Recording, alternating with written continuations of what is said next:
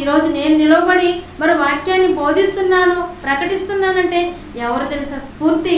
ఒకనాడు పౌలు గారికి యేసుక్రీస్తు వారైతే, ఇదిగో ఈ పౌలు గారు యేసుక్రీస్తు వారిని మాదిరి తీసుకున్న వ్యక్తే మన ఆత్మీయ తండ్రి జయశాలి గారు.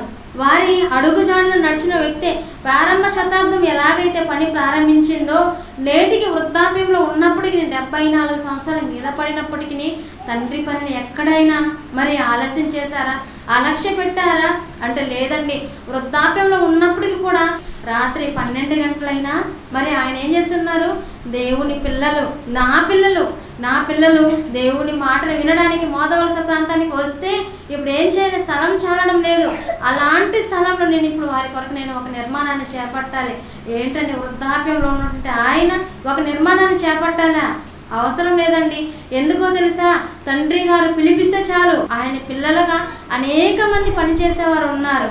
అయినప్పటికీ తానే స్వయంగా ఇది నా తండ్రి పని అని రాత్రనక పగలనక ఆలు పెరగక కూర్చొని మరి ఆ పనిని నడిపిస్తున్నా అంటే ఇదిగో దేవుడు నన్ను పంపించింది ఇందుకే, దేవుడు నన్ను నిలబెట్టింది ఇందుకే అని తండ్రి పనిని గుర్తెరిగి వృద్ధాప్యంలో కూడా దేవుని పనిని చేస్తున్నారండి.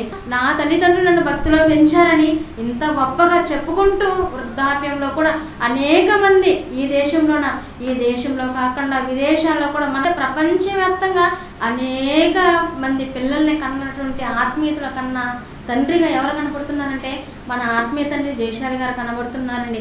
వారు మాత్రమే కాదు, వారి తర్వాత జాయింట్ డైరెక్టర్గా జాన్సన్ గారు, ఆ తర్వాత deputy directors, assistant deputy directors, principals, vice principals, వీళ్ళందరూ ఎవరి కొరకంటే వారి సొంత పనుల కొరకు కాదండి. దేవుని పనే లక్ష్యంగా దేవుని కొరకే తమ ప్రాణాలను అర్పించడం కొరకు కూడా సిద్ధపడిపోతున్నారంటే ఆ ప్రేమ దేవుడు చూపిన ప్రేమ, దేవుడు పెట్టిన పనిని వారు భారంగా భావించగా ఇదిగో ఈ పని నాకు ముందుగా సిద్ధపరిచిన సత్క్రియలు, దేవుడు ముందుగా నా కొరకు పెట్టినటువంటి పని కనుక నేను ఇప్పుడు ఏం చేయాలి?